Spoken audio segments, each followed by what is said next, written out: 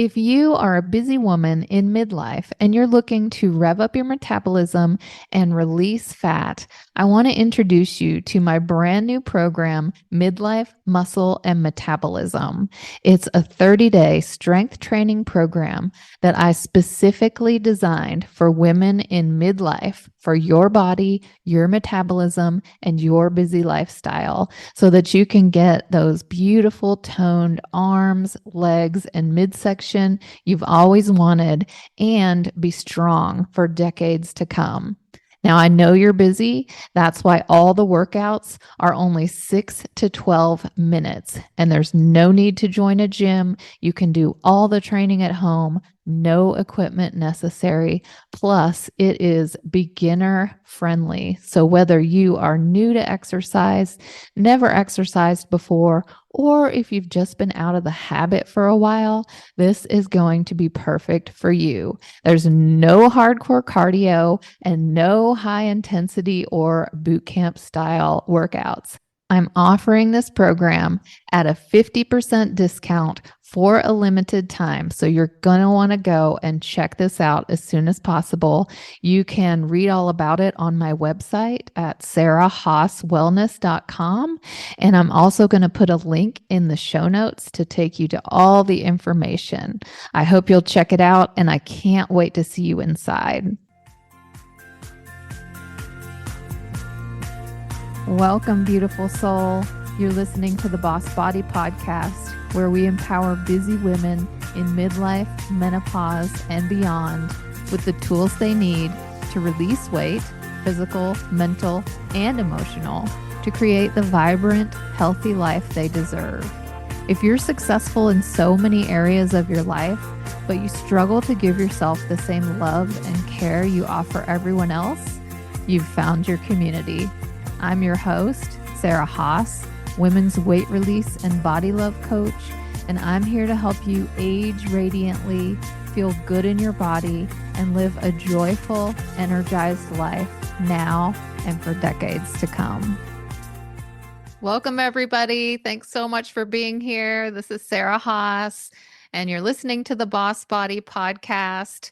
And I know that the topic today is really going to resonate with a lot of you. I know it does for me, because as women, especially a lot of us are in that midlife, menopause, and beyond phase, and we're juggling so many things and we're feeling overwhelmed. You know, we have our work, our career, our families, whether that's kids, grandkids, spouses, partners, friends. Some of us are taking care of loved ones.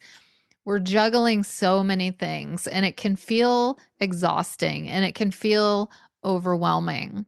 And so my guest today, Mia Moran, she's a mom of three. She's also a productivity coach, and she has found that balance between work and family, and also her physical and mental and emotional well-being. And so now she works with women who are also feeling that overwhelm. She's a best-selling author. She is the creator of the Flow planning method, which I'm sure we're going to dive into a little bit here in just a minute. And she's also the host of the Plan Simple podcast. Mia, thank you for being here. It's so nice to Oh my have you. gosh. So fun to be here. I'm so excited for this conversation. Yeah. So as I said, you and I both know, and I'm sure most of the women listening know how hard it is when you have this to-do list and you have all these things to check off every day. And I know I feel overwhelmed.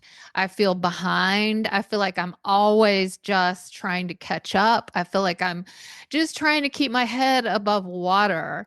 And I have this list and I'm checking things off. But then there's so much more left at the end of the day.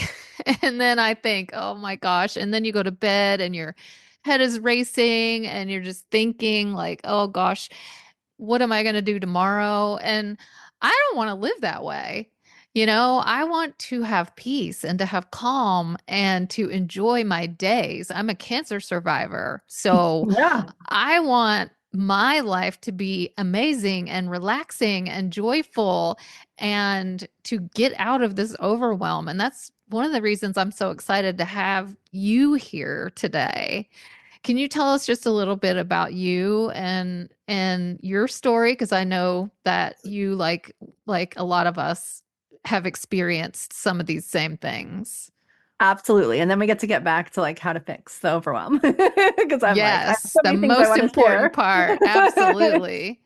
So I, as you said, am a mom of three. And as we're recording this, my three are 16, 19, and 21. So when they were a lot younger, and they were all three actually under the age of 5 or maybe even 4. At the time, I've always been an entrepreneur. So I owned a graphic design company. That was my business. That's what I used And to do. Fun I fact. remember that. I Exactly the remember that. same. Yeah. So I Oh, we're owned a graphic design firm and I loved it. Like there was so many parts of my life that I felt were so like just lucky and I had like really checked all the boxes. I was married to the guy I met when I was 17. I'm still married, still happily married to him, and I just like I couldn't believe that I met this amazing man. So I was married to him. We had bought an apartment. We had these three beautiful kids. I had this successful company. I had like finally found the field that I was like could operate in because as a designer, maybe you too did not like traditional school. So like, but I had operated in traditional school my whole life. And then when I found art school, I was like, oh my God, I'm like in heaven. So I just felt like I had done all the things. And there was this day, actually, it all kind of happened in a day where I was sitting at my desk and I had even set it up. So, like, I had three kids. I had a babysitter at home. Like, when my kids were nursing, they would come to the office, like, with the babysitter. Like, I really had thought this through. And it was this, and I had made my hours so that I had definitely reduced my hours so that I felt like I was really balancing work and motherhood. And there was this one particular day at like 2:30 where I was sitting at my desk and I was working on a project and I was like starting to think about like what I would do when I went home. And I looked across the desk and I just like got totally fixated on the fact that there was, I don't know, 6 or 7 Starbucks cups sitting on my desk, like neatly stacked. And I realized I had gotten them all that day.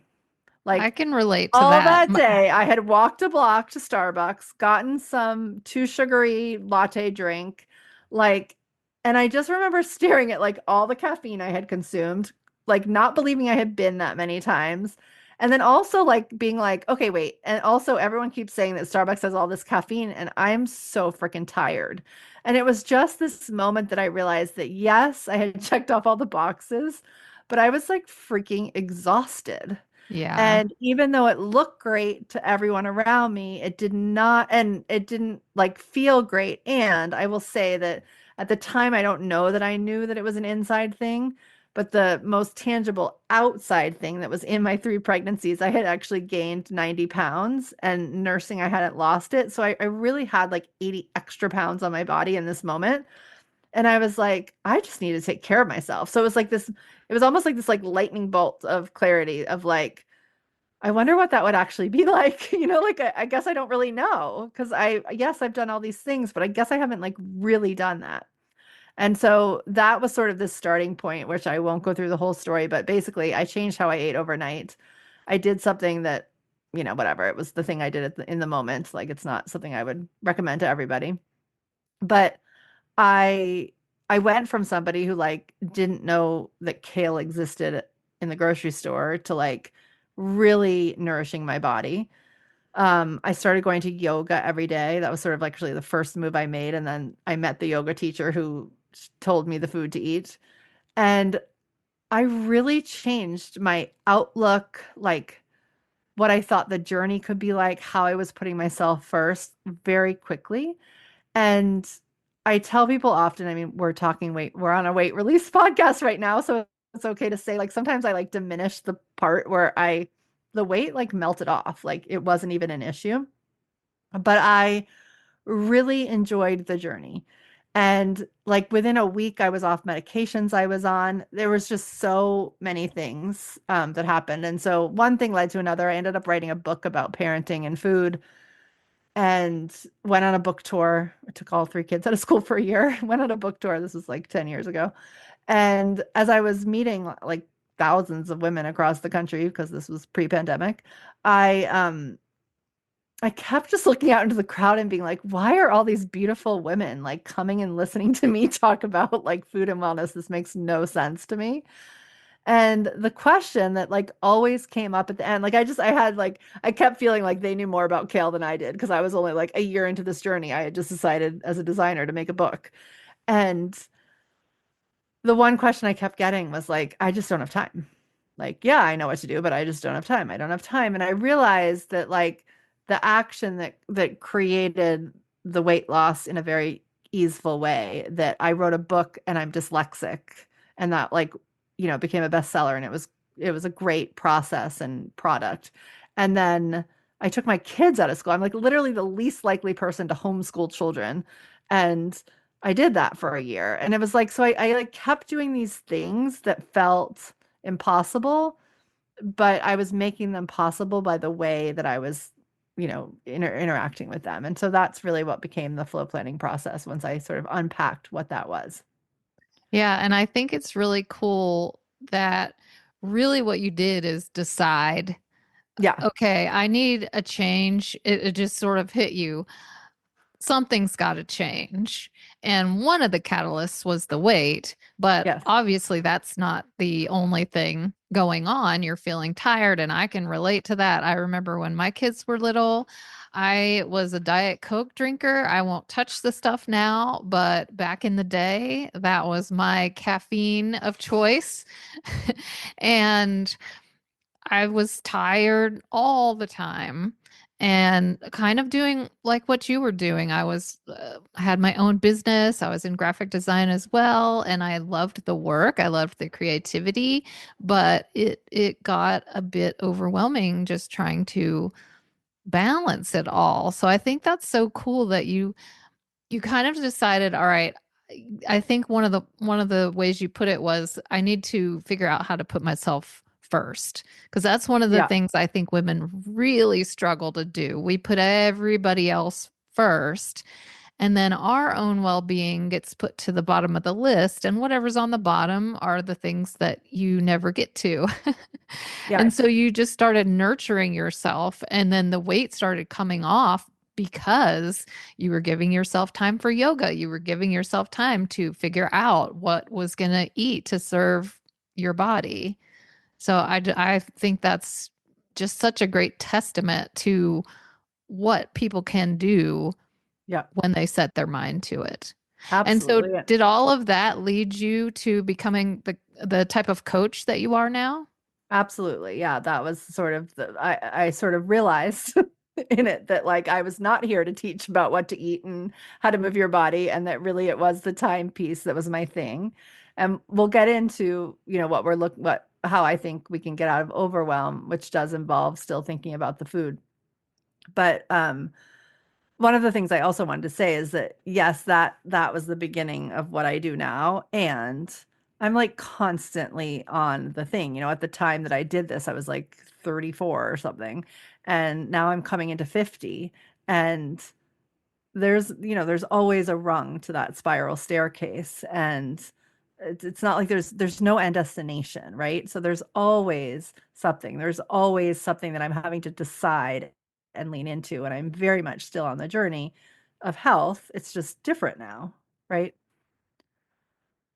Yeah, and so tell me about exactly what is it that you walk your clients through? It is called the flow method. Yep. And is this a way of setting up your day or of planning your schedule or of prioritizing activities? Can you give us kind of Yep. a taste of what you mean Yeah, by so all of that? I'm going to take you through like two ways of looking at it, two different ways that we look at it. So, first of all, flow stands for the F is food and wellness, the L is lifestyle, so home and family. The O stands for Om, which for me is like real self-care, quiet downtime, spirituality, and work. And so I feel like, yes, on a wheel of life, there could be probably a couple more categories, but like let's like stick to the four. And one of the things that I find that we do as women is it's like we think we have to choose. So, there's been so many like ways that we've been told this, right? We have to choose whether we are working or staying home with kids. We have to choose whether we are taking care of our bodies or taking care of our families. Like there's just so many moments where we've had to choose. And so I just like to really create a holistic picture of like how can we like what are we trying to move toward in each of those four categories. So that's one piece. It's like a lot of times one thinks that, if we add in the piece about food and health, that like we're going to have to let go of something over here. And I have found that if we can actually balance it, we're more likely to succeed in all the areas. And so like for example, the category, like the self-care category, the quieting down category, the slowing down category, oftentimes that's pretty vital to be able to stick to a new way of eating or to, create a boundary to leave work or to set up our homes differently so that it can support our wellness goals. And so to me, it's really important to look at how all four of those things work together. So that's one thing. And then the other thing is something that I call leading with the feminine first. So the actual flow planning method, I draw like a circle sometimes that has like five pieces of the pie to it, right? And so oftentimes where we start is that to-do list that you're talking about. But I feel like that misses starting from our insides, like starting from the inside. And a lot of times, if we really look at our to-do list, it's like what the kids' school tells us we're supposed to do. Even if we're an entrepreneur, it's like what the entrepreneurship world is telling us we're supposed to do, what we think we're supposed to do, what, other people are doing. Like, so there's a lot. So even if it's not like directly from somebody, if you really look at your to-do list, oftentimes a lot of shoulds versus like a internal knowing that comes from that like moment of decision that we were talking about earlier, right? Like that you noticed in my journey. And so what I have found is if we can start with what I call again the feminine, because it's like more feminine qualities of really getting centered. So all planning is, by the way, is just making decisions in advance. So it's just about making decisions. And often I'll use food as an example, actually. Like if we go to a buffet and there's like all these cakes in front of us and we love sugar, it's going to be really hard to make a good choice if we're trying not to have sugar, if we love it, right? But if we've made a plan from a place of like deep knowing that our body doesn't need sugar right now, and then we go to the buffet, like, yeah, it might not be easy at first, but I can tell you right now, I haven't had gluten or dairy in, I don't know, however long it's been, 18 years. And like, I don't even care about a table of things anymore. Like, it doesn't bother me. It's like people apologize all the time, but like, it literally doesn't bother me. There are other things that I'm working on that bother me still, but that does not bother me.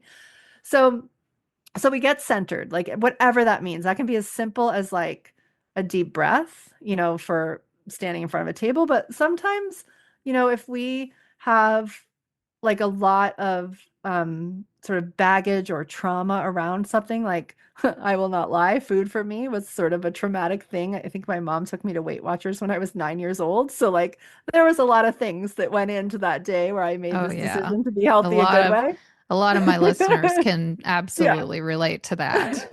So sometimes centering is bigger, right? So sometimes centering is like, I need like a meditation or I need an appointment with a specialist or whatever. Like, but the point is it's like, what do you need to be centered in order to make the choices you're about to make? And then from that place of center, which you just like literally, again, it's like you can even practice with something that doesn't mean a lot to you. It's just like centering can just be taking 3 deep breaths and just like feeling calm in your body. And you can just feel it.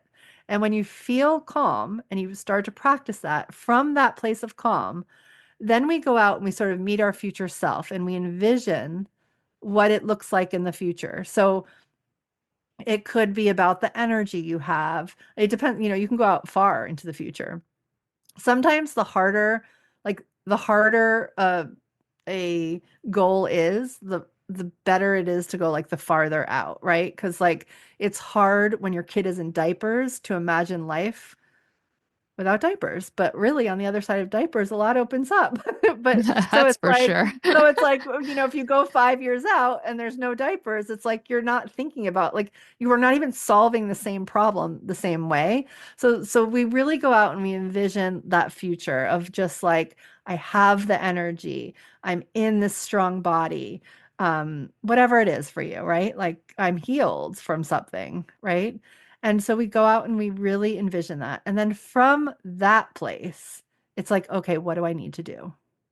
So we're not choosing based on like the gajillion emails we get with all the solutions. We're literally choosing. And it might be that we get an idea from those emails, but once we're centered, we're going to like choose the one that's really for us because we don't need everything.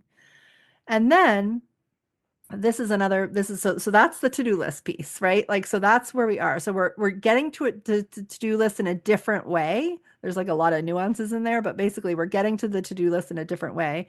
And then that's called, I call that deciding. So we're deciding. So we can make a list of decisions that we've made from this centered and visioned place.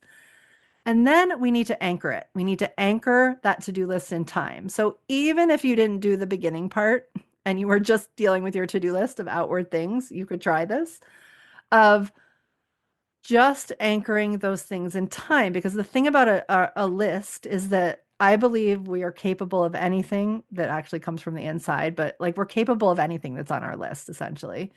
But our brain doesn't understand time. Like literally, we don't comprehend time. So we see this list of like all time and we think it should be done yesterday.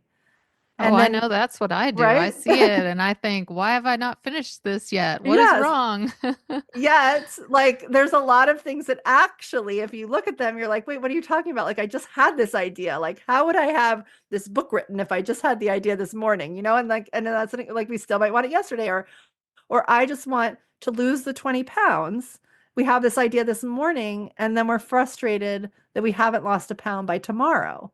But if we really look at time, it's like, how much time do I need in this phase? And one of the things that I find very naturally happens in the menopause, like perimenopause time, 40 plus, is that spiritually speaking, I feel like time is expanding.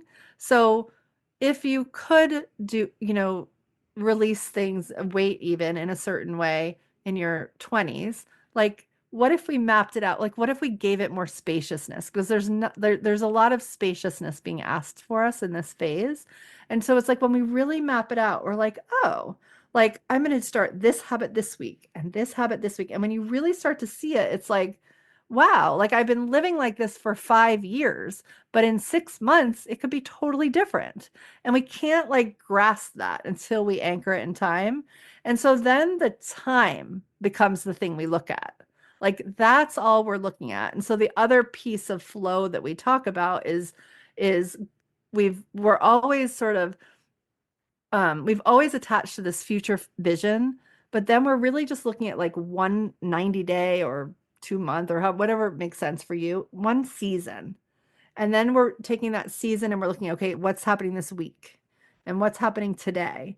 And we're being like really tangible about it. So it's like we're holding both extremes. We're holding this big vision, but then we're focusing on what can be in our control. And also, like that limits that list. So we're not creating overwhelm in the things that are there because the things that are there are doable because we've mapped them out in time. And if we just keep referring to the time instead of to the list, we start to show ourselves how, wow, I'm like really transforming myself in 6 months. Like, who would have thought this is possible? So And by then the fifth anchoring, thing is follow through. So, which we can go into later, but yeah, so I wanted to hit on something that you just mentioned. So by anchoring it in time, you mean looking at it kind of as a realistic, how long does this process really take? And then how can I break it down into small steps and say, okay, today I can do this. This week I can do this, and is that what Yes. you mean by Yeah. anchoring it, by being realistic and figuring out how much time it will So take? I don't know that we always need to be realistic, but we do have to exist in our 24 hours. So I feel like there's a piece of the decide part, and that's where I said I was like simplifying because that's a big part of what we do. Um, but there's a part over there that's like, okay, this is what I want. This is how I break it down. Like actually to make a longer list at some point is more helpful than having a shorter list because like the more detailed you can get, the better. But then when we're anchoring it in time, we are literally saying, like, okay, so I want to become in the next 90 days somebody who works out 4 times a week. Or I want to become somebody who really can make an amazing lunch and sit down and eat it, right? And so it's like, okay, so then we through that decision process, we've been like, okay, so what does that look like? So I'm not going to go from 0 to 4 times a week, though. If on a to-do list, the brain is going to keep serving up, like, why can't you do this now? Like, why aren't you doing this? So when we're anchoring it in time, we're looking at our calendar and we're being like, okay, I am going to become somebody who is so good at moving my body 4 times a week. So this first week, I'm like, and there's no right or wrong, there's no right way to solve this, by the way. So I'll give like 2 examples. It could be that the first week I decide I'm going to go to a yoga class for an hour, or I'm going to go to a HIIT class, down the road. Or it could be that I'm going to walk for 5 minutes each day. So there's a doable way for each person. Like that's where we start trusting what comes in. But it's like, how does it look like over the course of a couple weeks to get to the person who can work out 5 times a week? And so then we see it. And then when we're in that week where, it's 2 weeks in, we're seeing some results, but not all the results. Like maybe it's not going quite as fast as we want. And we're like, oh, like, why isn't this happening? There's so much more I could do. It's like, no, I look at the time, like the actual time that exists, and I'm like, oh, I'm just supposed to be going twice a week. That is what my higher self said. That is what my calm self said. So, how can I just trust that this is getting me where I said I would go because I plotted it all out? Now, it helps to have someone like you to like plot it all, to like know to plot it all out. Like maybe not everybody knows exactly what they need to do 4 times a week or, what they need to eat. But really, that anchoring in time is literally seeing it on your calendar, literally seeing it anchored in time. Sometimes with health, the one thing I'll say is that sometimes it's more like anchoring a morning routine in time. So I'm just putting on my calendar, like, I need an hour to like take care of myself. And then it's more like we anchor it in sort of a habit list, right? Like where I can just literally check off, okay, I've taken my morning supplements, I've drank in 1 glass of water, I've, whatever it is, whatever you're working on. I like this strategy because this is really what I teach whenever I work with women is building your habits one step at a time. Because we all want whatever it is we want, the career, the relationship, the weight or size or number, or, whatever it is that we're so focused on, we want it immediately. But realistically, when you just try to take on the whole shebang at once, you just get this overwhelm. And I think that's a big part of why you've broken things down the way you have is to keep us out of overwhelm. Just Yeah. overhauling everything at once isn't realistic. And I like how you're saying one habit builds on the next. Yeah. And you have a time frame for this. And I just want to like be super clear. Like one of the things about a plan that I think boxes in, especially women and especially creative women, which I think a lot of us are creative souls by nature, um, is this idea, and it like sort of goes back to like the diet industry of like being, contained to a way of being. So I actually in our practice, like we're redeciding, like we're going through that list of like recentering, revisioning, redeciding, re-anchoring on a weekly basis.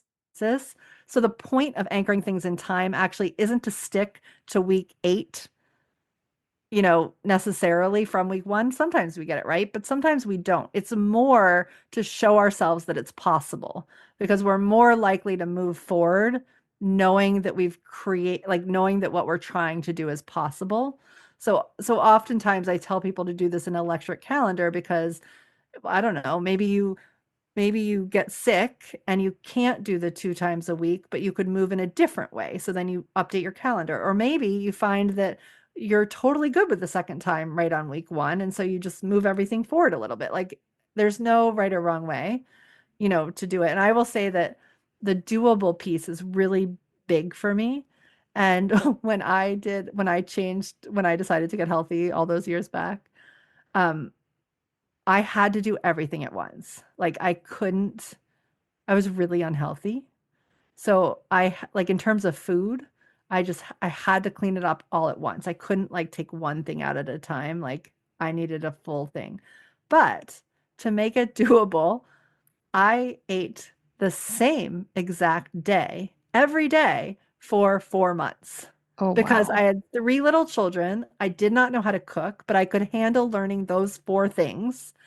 And I just didn't change it up. And then I got sick of it one day and then I had to learn how to cook and that like sort of was the next step. But it's like there's always a way to make it doable. And I Yeah. think sometimes people shy away from like, but I want to do more. So if you want to do more, then we just have to figure out how to do it doable. If you want to do everything for 5 minutes, great. But most of us don't have time to just all of a sudden it be a full-time job And I like what you said about you revisit and you course correct because, of all the course, it's time. not going to always look perfect.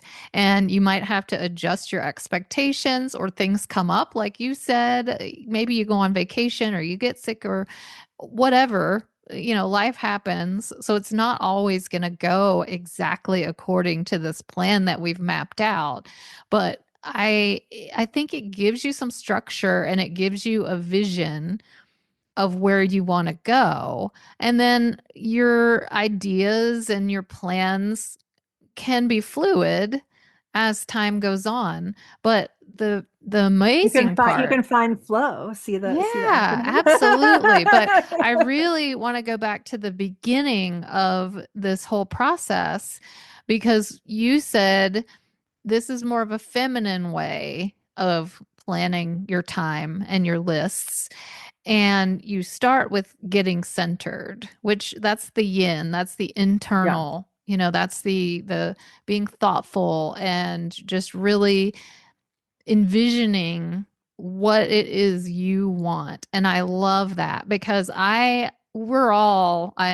very, susceptible to all these outside influences just constantly coming at you. The I mean, emails we are all coming are. It's through, the pretty, phone calls, the kids, everything. And and then you're like, oh, I can't forget to do that. I got to write that on my list. And then, da, da, da, da.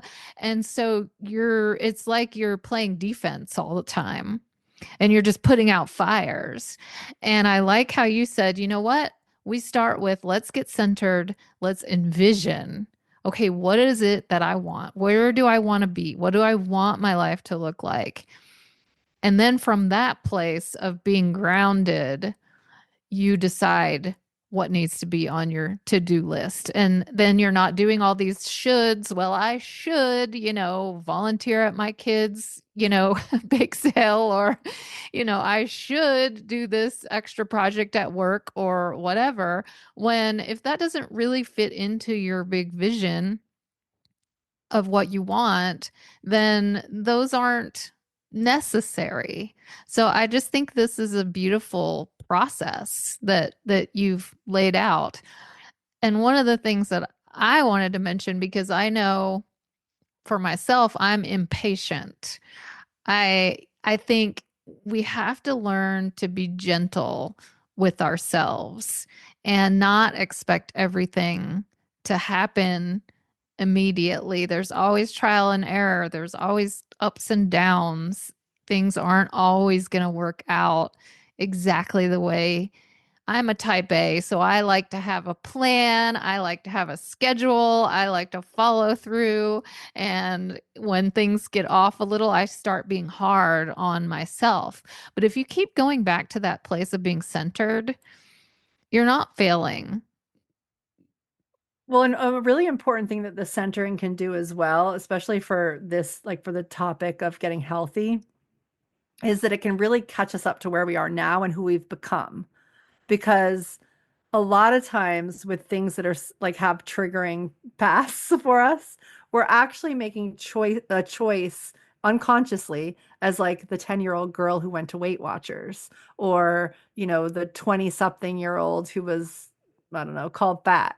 And and so we're making choices from there, but when we really take time to center, it's like, okay, this is who I am now. Like, I've birthed children, like I run a company. My body has done like the most amazing. I've gotten cured from cancer, right? And so that centering like can like really slow us down in that, like it can create that patience because we really landed who we are today. And it's very easy to make choices from our past self. And what we really want to be doing is making choices, if anything, we want our future self to be making the choices. And then we're really just showing up to them in the present moment. I love that. That is just beautifully put. And if we all can start living from this place, I think our lives will be much calmer and much more joyful. And I know when I'm overwhelmed, I'm actually less productive because Yeah. that stress is slowing me down. And I think if we can start following your method and working at becoming more mindful and present and centered, that is going to make all the difference. So I want to thank you so much for being here today. That was just beautiful, Oh, amazing. thank I you. loved it. I want to mention to the listeners that Mia has a free course that you can download on her website at plansimple.com. And the course will teach you a daily planning practice to help you not feel so overwhelmed. So I know we all can use that. And I'm going to put a link in the show notes so that you guys can grab her free gift and get to know more about her. And Mia, thank you so much for being here. Oh, thank you for having me. All right. Thank you, everybody, for listening. I will see you soon. Thank you so much for being here.